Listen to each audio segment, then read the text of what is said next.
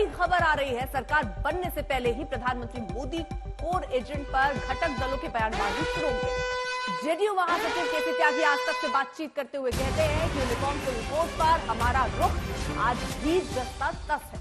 हमने तब भी कहा था कि इस मामले पर सभी स्टेक होल्डरों को साथ लेकर उनके विचारों को समझने की जरूरत है। केसी त्यागी ने कहा कि अग्निवीर स्कीम की समीक्षा की जरूरत है।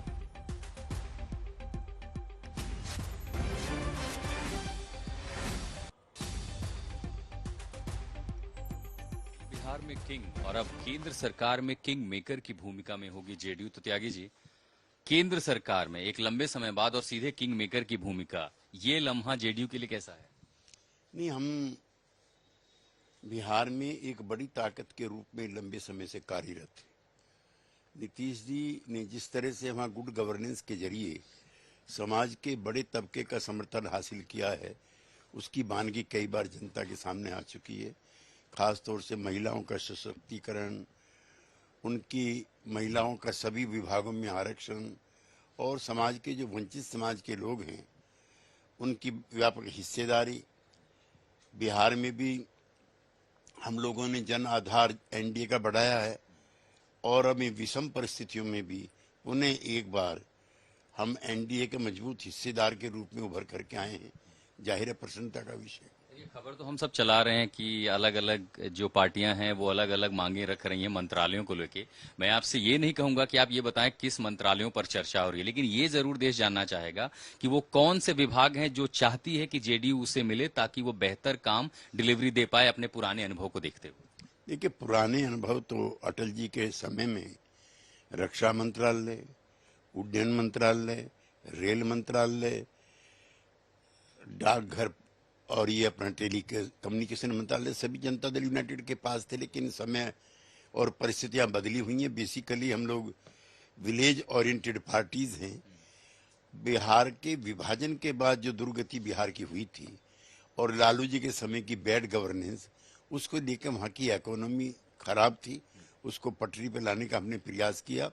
लेकिन विभाजन के बाद वहाँ का ढांचा चरमरा गया, सभी संसाधन चले गए झारखंड में।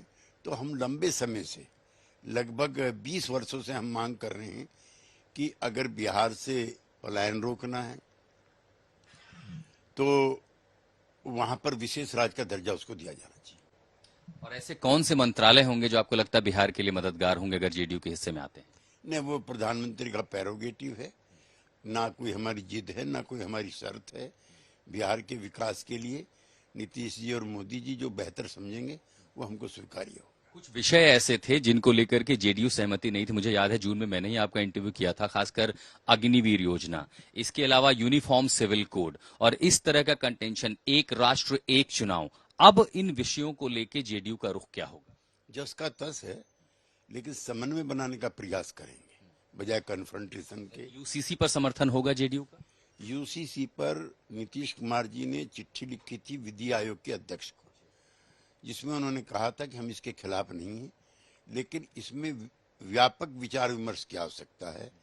जितने भी स्टेक होल्डर्स हैं, राज्यों के मुख्यमंत्री हैं, डिफरेंट पॉलिटिकल पार्टीज हैं, सबके साथ मिल करके विचार विमर्श करके कोई यूनिफाइड फॉर्म निकालना चाहिए। और जहां तक वन नेशन वन इलेक्शन की बात है, उसका हम समर्थन कर चुके हैं। नीतीश कुमार जी खुद कई अवसरों पर और पिछले दिनों जो राष्ट्रपति महोदय की, पूर्व राष्ट्रपति महोदय की अध्यक्षता में कमेटी बनी थी, उसमें भी मैंने रिप्रेजेंट किया था। हम वन नेशन वन इलेक्शन के विरोधी नहीं। और एक योजना थी अग्निवीर, उसको लेकर भी जेडीयू मुखर रही है। अब उस पर आगे क्या रुख होगा? देखिए, अग्निवीर योजना को में नए तरीके से सोचने की आवश्यकता है। जो सुरक्षा कर्मी थे, जो सेनाओं पे तैनात थे, उसके बाद जब अग्निवीर योजना आई तो एक बड़े तबके में असंतोष था। मेरा ऐसा भी मानना, उनके परिवारजनों ने भी चुनाव में विरोध जाहिर किया, लिहाजा इस पर नई तरीके से विचार विमर्श करने की आवश्यकता है। और ये देखना होगा कि जब नई सरकार का गठन होगा तो जेडीयू के इस प्रस्ताव पर क्या सरकार में इस पर विचार विमर्श होता है। फिलहाल दिल्ली से शगुन भारद्वाज के साथ में आशुतोष मिश्रा, आज तक। तो किंग मेकर की भूमिका में नीतीश और नायडू उनकी पार्टियां हैं और ऐसे में नीतीश कुमार की तरफ से, उनकी पार्टी की तरफ से कहा जा रहा है कोई शर्तें नहीं है हमारी, लेकिन गठबंधन की मजबूरी तो होगी ही। कोर एजेंडे का क्या होगा?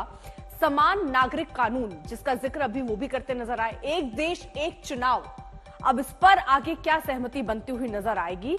अब क्या जो गठबंधन यानी आपके दो दल टीडीपी और जेडीयू इसको लेकर क्या सोचते हैं, अब आपको उनको भी साथ लेकर क्योंकि चलना है। राष्ट्रीय जनसंख्या रजिस्टर, ये कोर एजेंडे जिनका अब भविष्य क्या होगा ये देखना होगा। मुस्लिम आरक्षण खत्म करना चाह रही थी बीजेपी और चुनावों के दौरान इसका जिक्र भी किया गया था। धर्मस्थल कानून में बदलाव की बात कही जा रही थी, ये कोर एजेंडे थे। लेकिन अब जब गठबंधन की मजबूरी आपके सर पर है तो क्या ये कोर एजेंडे पूरे हो पाएंगे, और होंगे तो कैसे होंगे? क्या ये दोनों ही दल, ये दोनों ही एन फैक्टर उस पर मदद करेंगी? क्योंकि नीतीश कुमार और उनकी पार्टी की तरफ से, अभी आप केसी त्यागी को देखिए सुन रहे थे, उन्होंने अग्निवीर की समीक्षा की बात भी कर दी, उन्होंने यूसी को लेकर भी बात की, और उन्होंने ये भी कहा कि हम ये चाहेंगे कि कहीं कोई ऐसी अनबन सी स्थिति ना बने, सब चीजें सुचारू रूप से चल जाएं। हमारे साथ अभिषेक, हमारे साथ आशुतोष, हमारे साथ हमारे सहयोगी इस वक्त जुड़ चुके हैं। आशुतोष, अब गठबंधन की मजबूरी तो आपके सामने है ही, दूसरी तरफ आपके कुछ कोर एजेंडे थे जिसका ऐलान आप लगातार कर रहे थे। अभी केसी त्यागी को अगर सुना जाए तो उसमें वो अग्निवीर योजना, यूसीसी, इन सब को लेकर बातें कहते हुए नजर आ रहे हैं। यानी अब राह सरकार की आसान नहीं होगी, क्योंकि दोनों एन फैक्टर भी आपको साथ लेकर ही चलने होंगे।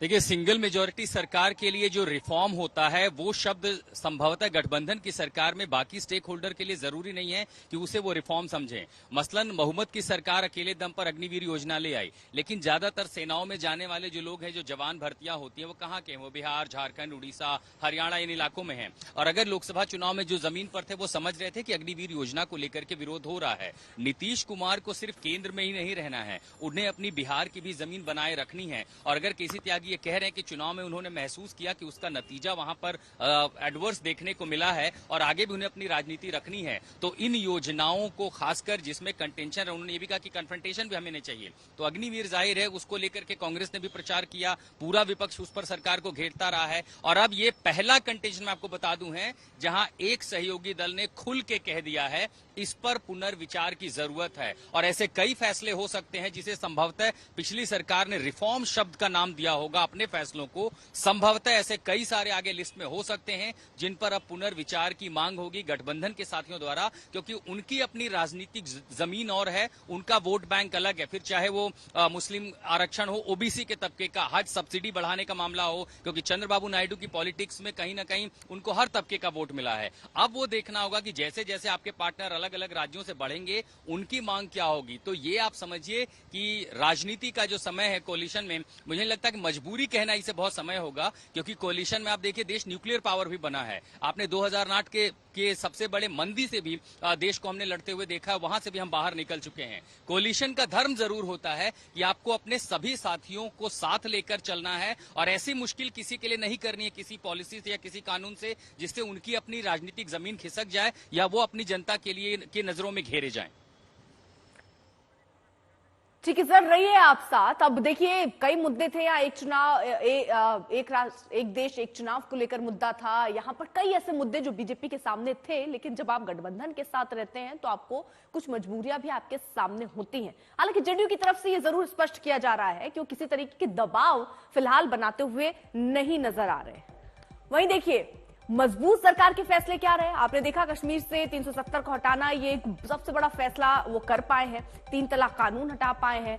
अब लेकिन क्या होगा उन फैसलों का जिनके बारे में चर्चाएं बहुत टाइम से गर्म रही है? एनआरसी ले लीजिए, आप वन नेशन वन इलेक्शन ले लीजिए, ये सारे मुद्दे, मुस्लिम आरक्षण ले लीजिए, अब इन पर फैसला तब होगा। आपके दोनों ही जो गठबंधन के बड़े दल हैं वो क्या सोचते हैं, उनको भी देखना पड़ेगा। मजबूत सरकार के फैसले में नोटबंदी भी थी, जीएसटी भी थी, लेकिन धर्मस्थल कानून में बदलाव की जो बात कही जा रही है, अब ये कैसे होगा? समान नागरिक कानून को लेकर कैसे आगे बात बन पाएगी?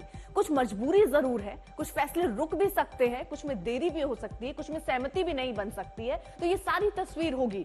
पहले जिस तरह से जब आप पूर्ण बहुमत में सरकार चलाते हैं आप कई फैसले ले सकते हैं, लेकिन जब गठबंधन की मजबूरियां सामने होती हैं तो कई फैसले मजबूत नहीं बन पाते, मजबूर हो जाते हैं।